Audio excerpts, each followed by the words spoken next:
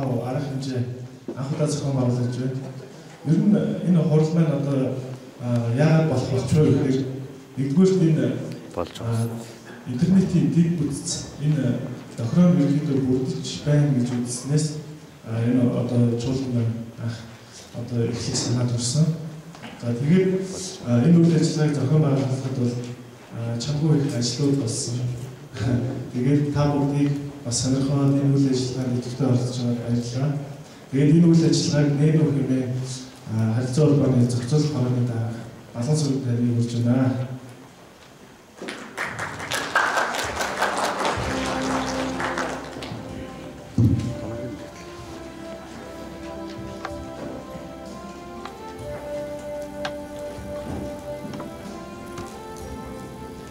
За та бүхний өдрийн өглөөний мэндийг хүргэе.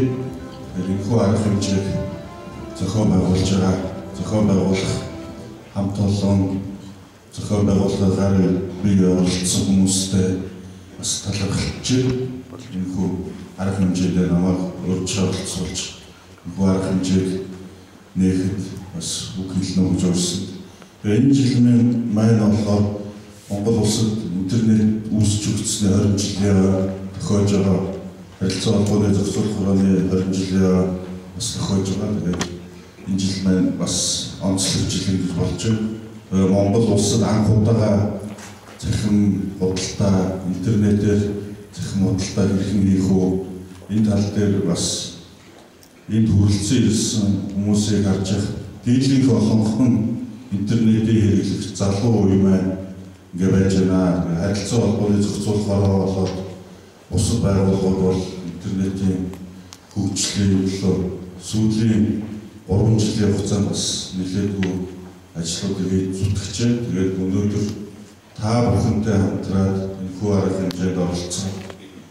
Цаашдаа интернетийн хөгжлийн ашиглаад хэрхэн худалдаа үйлчилгээ, хуулийн хэцүү орчин зүйлүүдийг зөвшөлдөж, ярилцаж, хилцэж таатай байна. Та бүхэн тэгээд энэхүү арга хэмжээнд амжилттай оролцоороо сайхан халуун дулаан зүйлүүд болоос энэ бүхний үр дүн Монгол улсад бас интернетийн хөгжил дэвшил түүнийг дагаад олон шинэ үйлчлэгүүд бий болоосоо гэж хүсэж байна. Саяхан 10 дугаар сарын дундуур Америкийн нэгдсэн улсын Вашингтон хотод харилцаа холбооны зохицуулах хороо төлөөлөө жил бүр болдог харилцаа холбооны зохицуулах хороонууд дарга гишүүдийн уулзалтад оролцоход Америкийн нэгдсэн улсын одоо зохицуулах хорооны дарга Том Виллер бол одоо хэлж байна. Ирээдүйн бол ап болж тэгэхээр энэний төлөө Америкийн нэгдсэн улс болоод бусад улс орнууд бүгдээрээ анхаарлаа тавьж ажиллая. Өндөр хурдны өргөн зурвалсын интернетийг хөгжүүлцгээе. Тэгэхээр ирээдүйн бол олон шинэ зүйлүүдийг хүлээж 5 байтугай 3 жилийн хугацаанд таамаглахад үнэхээр хүндрэлтэй асар хурдтай хөгжиж байна. Тэгэхээр танай улс орнууд бол энэ чиглэлээр маш олон зүйлийг авч хийж хэрэгжүүлээсэй гэж хүсэж байна. Тэгэхээр та бүхэндээ одоо Монгол улсад интернет хөгжиж байгаа энэ үйлчлэгийг ашиглаад олон шинэ үйлчлэгийг бий болгож хэрэглэгчтэй үргээсэй гэж хүсэж байна. Энэ жилийн хагас жилийн статистикийн мэдээллээр Монгол улсад ухаалаг гар утастай хэрэглэгч бол сая 800 мянган хэрэглэгч болсон байна. 3G-ийн хэрэглэгч маань сая 900. Нийт идэвхтэй хэрэглэгчийн тоо 3 сая 46 мянган гаруй болж байгаа. Тэгэхээр Монгол улсын хүн болгон гар утастай болсон байна. Цаашлаад 2 гар утастай болсон байна. Тэгэхээр мөн эх хоноос эхлээд дугаартайгаа шилжих үйлчлэгээ нэвтрүүлэхээр ажиллаж байна. National Room үйлчлэгээ нэвтрүүлэхээр ажиллаж байна. Бас энэ оны төгсгөл буюу шинэ оны ихээр 4G үйлчлэгээний тусгай зөвшөөрөл олгохдохоор ажлууд нэгдэж байна. Тэгэхээр та бүхний хүсэж мөрөөдөж байгаа хийж хэрэгжүүлэх гэж байгаа цахим худалдаа ч гэсэн эдгээр өндөр хурдны үйлчлэгээ нэвтэрснээр маш хурдтай түргэн хугацаанд нэвтэрч олон хэрэглэгчийг хамарсан та бүхний бизнес үйл ажиллагаанд ашиг тус өгсөн ийм сайхан зүйлүүд болох байхаа гэж найдаж баярлалаа та бүхэнд.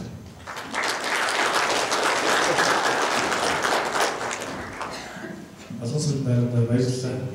Маш хөөрхөн зүйлсүүд хэлж өглөө. За ингээд нийслэлийн мэдээлэл технологийн газрын дарга танд тайлбар өгч байна.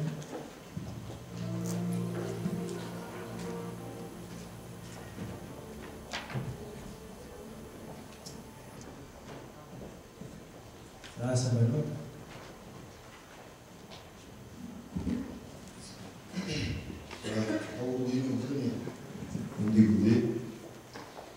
За өнөөдөр та бүхэнд Баатар Улаанбаатар та бүхэн сонссон баг.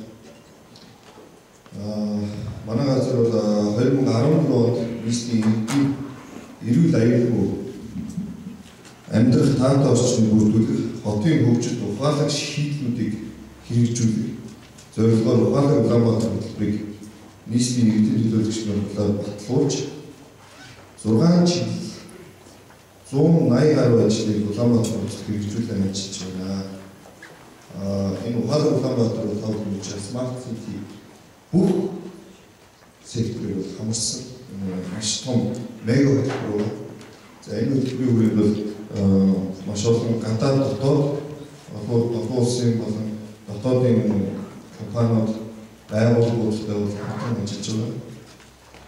За үүнээс зөвхөн өнөөдөр интернет хэрэглээтэй холбоотой ажлуудаас товчхон бүрдээ нийслэлийн төсвийн бүрдүүлэлт зарцуулалтыг ил тод болох зорилго бүхний шилэн даасан систем нийслэлийн бүх харьяа байгууллага буюу нийт 1266 байгууллага 19 нэр төрлийн төсвийн мэдээллийг оруулж байна. За мөн нийслэлийн иргэдэд гэр бүлийн хэрэгцээний зорилготой онлайнаар газар өмчлөх боломж өгөхийг захин газар өмчлөлийн системээр 616 мянган иргэн бол орж бүртгүүлж, цахимаар орж бүртгүүлж 6345 иргэн бол газар өмчлсөн байна.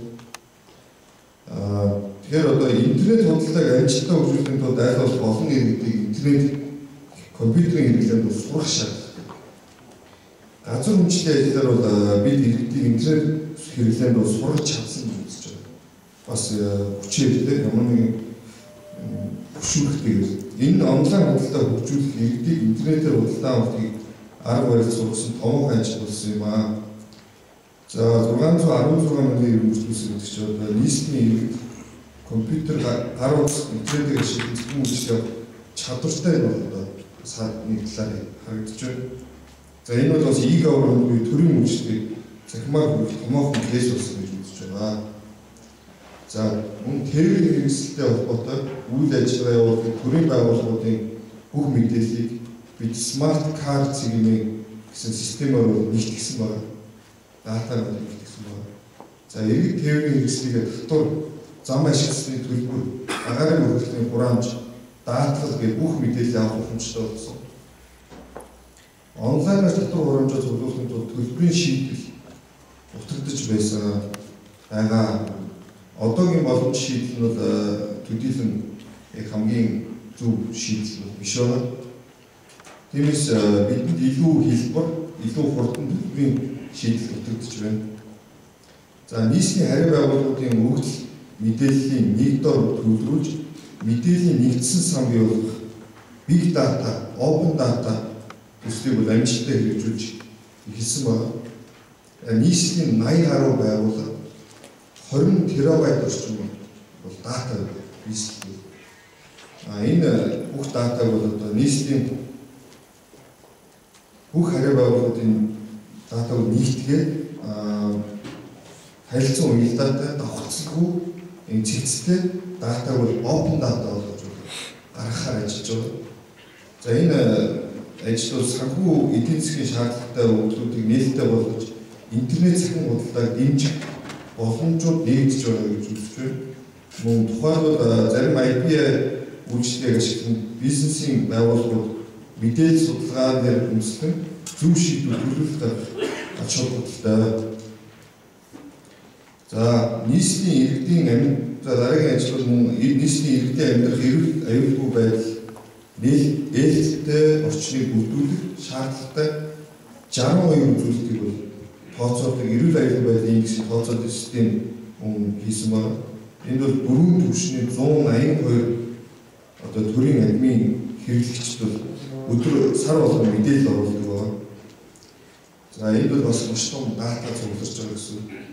За иргэдийн оролцоот Улаанбаатар хотын газрын зурглалын нэгдсэн сан бүхий манай хороо цэгийн сахим систем нийт 33 индикатор буюу 33 нэр төрлийн леер газрын зураг дээр одоо тэмдэглэгээнүүд дүүрэх хороодын түвшний 161 админ хэрэглэгчид бас мэдээлэл оруулж ажилладаг. Мөн Улаанбаатар хотын газрын зурглалын нэгдсэн санд бол иргэд мэдээлэл бас энэ системд дамжуулж оруулах боломжтой, цааш баяжуулах боломжтой юм байна. За интернет хэрэглээ, интернет худалдаа ухаалаг хотуудын амьдралын салшгүй нэг хэсэг байдаг. Иргэд бараа бүтээгдэхүүнийг гэрээсээ хялбар худалдаж авах хэрэгцээ сонирхол өндөр байна. Замын түвшин банкны оочоос заслаж байна. Ухаалаг Улаанбаатар хотын ухаалаг орчин бүлэгтүүдийн энэ интернет худалдаа энэ бүлэг бол одоо орж байгаа. За интернет худалдааг амжилттай хөгжүүлэхэд хэд хэдэн сайт бэрхшээлүүд байгаа гэдгийг бид сайн мэдж байна. Мөн төлбөр тооцооны систем, логистик, тээврийн найрлагтай систем, шуудан хаягч, иргэдийн цахим боловсрол, төрийн дэмжлэг зэргийг дурдж болно. Эдгээр асуудлуудыг зөвхөн нэг тал дараагаараа шийдэхгүй. Бүгдээрээ зурж ярилцаж, хамтдаа шийдэж, шийдэл гаргах цаг болжээ. Монгол улс интернет худалдаа хөгжих боломжтой. Тийм ч учраас манай газар энэхүү конференцийг баяр агентлагтай хамтраад бас зохион байгуулъя гэж хэлсэн юм аа. Өнөөдөр оролцож байгаа хүмүүстээ амжилт хүсье. За баярлалаа.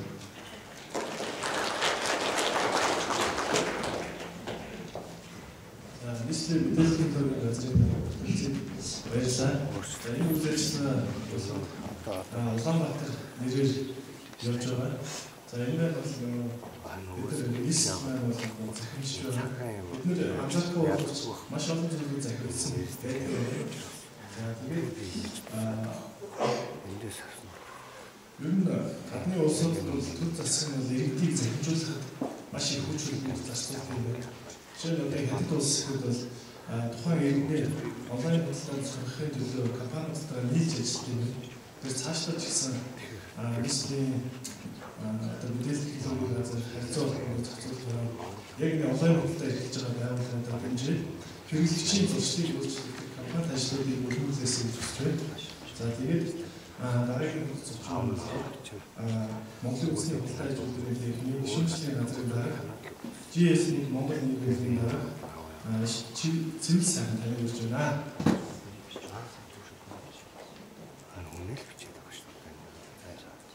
Харах орж ирэх болчихсон тий. Бач болно. Хийгээ багт. Жохон татж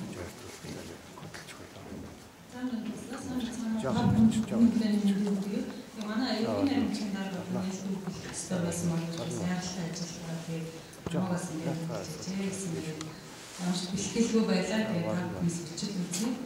Тэгээд өнөөдрийн орчин үед маш чухал хөгжиж байгаа интернет худалдаа тэгээд онлайн худалдаа за сүүлийн үед дэлхийн маш эрчимтэй хөгжиж байгаа. За Монгол улс гэсэн дээр нэлээд энэ салбараас хөгжиж эхэлж байгаа. Энэ үйлчлэгээ бас тодорхой хэмжээнд бий болж байна. Тэгэхээр яг энэ цаг үеийн улс яг энэ үеийн хэмжээг зохион байгуулж байгаа одоо нэг зохион байгуулагчдад бас танхимын нэг өмнөөс олон хувьд одоо бас баярлалаа талархсан илэрхийлье. За тэгээд яг нэгдээ үг хэлэх боломж олсон бас өөрийнхөө үндсэн гэдэг ажилтаа бас өөрчлөлөө. За манай танхим бол гишүүн байгууллага. За гишүүнчлээ дээр нь бас GS-ийн гэдэг олон улсын стандарт буюу 6 кодыг манай танхим бас Монгол улс 2003 оноос хойш хөлөөсөөр хэрэгжүүлж одоо явж байгаа. За өнөөдрийн байдлаар бол 2003 оноос хойш 20 гаруй аж ахуйн нэгж байгууллагын гараа үйлчлэлийн 6 код болгосон байдгийг. За дээр нь бас нэлээд хэдэн салбарын бараа үйлчлэгийг бас зөвхөн хэрэгжүүлж байгаа. За эндээс очихын дурдах юм бол бид нар иргэний шинжилсэн бүртгэлийн үйл ажиллагаанд бол GSMS-ийн корпорацийн олон улсын стандартын дагуу хэрэгжүүлсэн байгаа. Иргэний захин үнэлэх, за иргэний шинжилсэн бүртгэл мэдээлэл хайлтын систем, за дээр нь архив үйл ажиллагаа гэх мэт. За хувийн хвшлээс нүүлэндэж бүүний худалдаа, жижиглэнгийн худалдаа, дээр нь үйлдвэрлэлийн салбарт бас GSMS-ийн зурсан кодыг маш амжилттай хэрэгжүүлж байгаа. За тэгэхээр интернет худалдаа, онлайн худалдааны хувьд GSMS-ийн зурсан код нь өөрөө одоо бас гол хэрэгсэл төр болж ордог байгаа. Тэгэхээр та бүхэн бас цаашид энэ чиглэлээр энэ одоо үйлчлэгээ, энэ салбарыг одоо хөгжүүлэхэд бас бидний одоо хувийн нэмэр бас бидний оролцоо бас чухлаа гэж бид нараас өөрсдөө үздэг. Тийм учраас бас та бүхэндээ цаашид энэ чиглэлээр бас хамтран ажиллах татаа байх болно. Тэгээ өнөөдрийн арга хэмжээнд амжилт хүсье. Илүү их одоо идэвхтэй, илүү их үр дүнтэй арга хэмжээ болно хаа гэж мэдэж байна. Тэгээ та бүхнийг бас бидэнтэй хамтран ажиллахыг хүсэх юм бол манай танхимын 415 дөрөвнөөс бид нар ирж одоо хамтарч ажиллахаар урьж байна. За та бүхний ажиллагааны амжилт хүсье.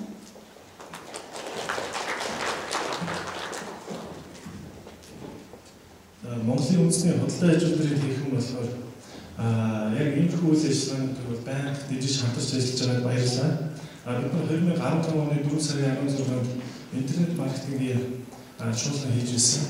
За тэгээд ерөнхийдөө сошиал медиа платформын бүтээгдэхүүнүүд газар одоо авч одоо олонний хүртэл болох тусмаа цаашлаад юу хөгжих боломжтой вэ гэхээр интернет худалдаа гэж харж байгаа. За тэгээд бидний хувьд бол одоо энэ уулзалт, энэ хэлэлцүүлэг, энэ ихтгэлүүд маань та бүгдийн хувьд нэг левел гэсэн одоо байгаа байгууллагын төвшин цаашаа алсын харааг илүү тод харахад одоо дэмжлэг болно гэж итгэж байна. За тэгээд бидний одоо маш сонирхолтой илэрхийлэлүүд эхэлж байна. Манай эхний илэрхийлэгч болохоор Орчарс залуу байгаа. За энэ залуу маань болохоор Орчарс консалтинг компани гүйц захирал. За тэгээд илэрхийлэл ер нь болохоор интернет худалдаа гишгний ард гэсэн зүйлийг байгаа.